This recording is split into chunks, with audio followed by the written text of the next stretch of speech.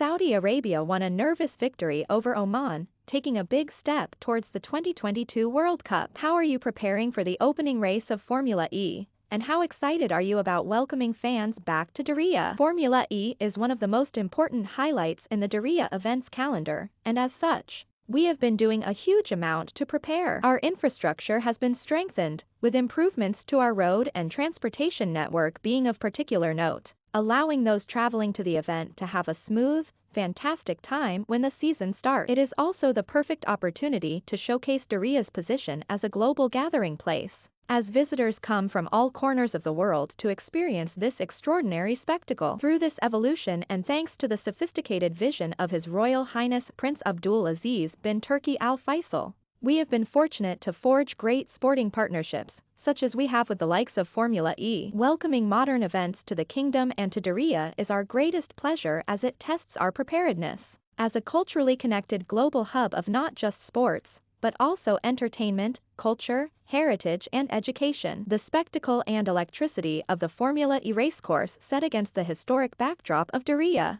is a fitting representation of our shared vision to respectfully protect the essence of our past but make strides towards the future. We can't wait to welcome the fans back in person again this year. This season marks the 4th year in a row that the race is in Diriyah. What is new that fans and visitors can look forward to? Last year during the pandemic we were lucky enough to run our first night race under LED light. It looked brilliant on television and had an enormous positive response from the fans. This year will be the first time that fans will see the night race in person at the track. I just know it's going to be the most sensational experience for them. We are also delighted that a new qualifying format will be unveiled in Diriyah for the first time this year, as well as a spectacular concert lineup especially for this year, including artists such as Craig David, Wyclef Jean, James Blunt, Two Door Cinema Club and The Script. This is Diriyah's 4th hosting occasion of the E-Prix in 4 years, and the now internationally renowned street racing track around our UNESCO World Heritage site At-Turaif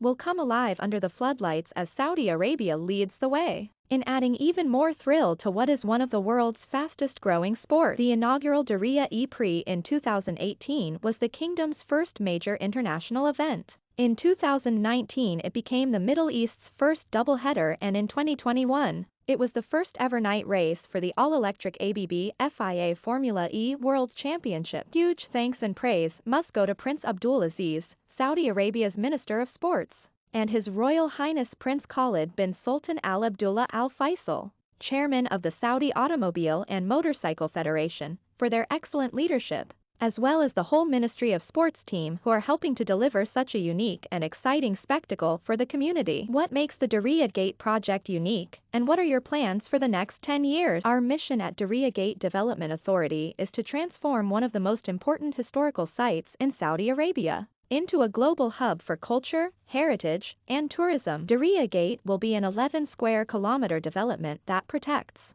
and celebrates the exceptionally distinctive character of Diriyah. It is going to be a mixed-use space with culture firmly at its heart. There will be a tangible connection to the history in its execution, with everything built in the traditional Nadi style, but one that works hand in hand with innovation and the future. There is an immense pride in Diriyah amongst Saudis, particularly with it being the birthplace of the Saudi state. When I bring people to Diriyah, whether they be global brands or regional players, they fall in love with it. The uniqueness of any project starts with the location. So what we're trying to do is curate an experience that delivers an authentic connection with visitors to Diriyah as a place. One of the ways we're doing that is by restoring our UNESCO World Heritage site at At-Turaif, which will open later this year. There aren't many new developments in the world that can boast that sort of centerpiece. We are also looking forward to opening up our latest fine dining area at Bujairi Terrace in Q1 of this year. The district overlooks At-Turaif and is soon to be home to some major global food and beverage brands as well as local Saudi cuisine, which together will provide a world-class culinary offering. When the kingdom gears up to open its doors to international travelers, where does Diriyah Gate fit within the national tourism strategy? As one of the most important tourism-oriented giga-projects, we are a critical component of the national tourism strategy's success. Our project is enormous in scale. We will create 55,000 jobs and aim to attract 27 million visitors a year. As one of the first giga projects slated to open, it really is the catalyst of Vision 2030. and is critical to the vision's success pledge to raise tourism's contribution to the kingdom's GDP from 3% to 10% by the end of the decade. With the amount of large-scale sporting events that have now taken place in Diriyah, can we look forward to any other major events being hosted in Diriyah in the near future? Alongside the hosting of annual events brought to us by our partners at the Ministry of Sport, like Sports for All, we will also be putting together a program of our own DGDA sports and lifestyle events in line with what we have delivered before, like the Diriyah Equestrian Festival, the Diriyah Tennis Cup and the 2019 Clash on the Dunes boxing match between Andy Ruiz and Anthony Joshua. In the near future, we expect to host multiple annual events covering a wide variety of spectator sports, with world-class sports facilities, including world-class golf courses, equestrian and polo facilities for local and international events and competitions, private and community sports and fitness facilities, and in addition to that, DGDA is working on identifying further venues that promote a healthier and more active lifestyle across the project, with more to be announced in due course. How does Formula E's sustainability vision align with DGDA? Formula E aspires to accelerate change towards an electric future, as well as raising awareness and inspiring change in sustainable practices, contributing to reducing global carbon emissions and urban air pollution. We at DGDA share this vision and are putting in place measures to ensure that the development complies with the highest sustainability and environmental standards. We want to create a place where heritage and history are respected, protected, and are seamlessly interwoven with sustainability and environmental considerations to create a world-class global cultural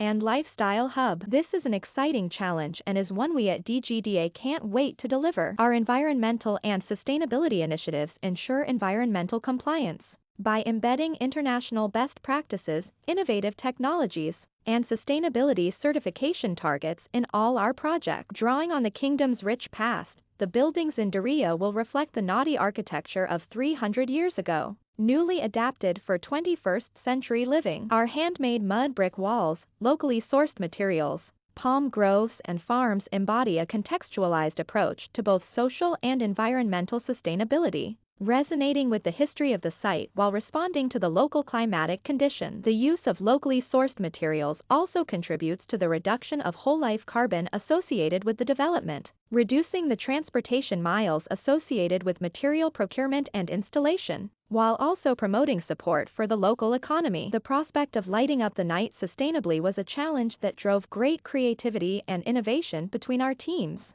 and it is inspiring to see sustainable, more energy-efficient and renewable solutions being employed at this year's Formula E event. This year's spectacular doubleheader will be held under the glow of low-consumption LED technology lighting that uses up to 50% less energy to non-LED lighting. This is a vital aspect to Formula E, with its very inception being focused on reduced carbon emissions, and being the first sport to have net zero carbon since it launched 8 years ago.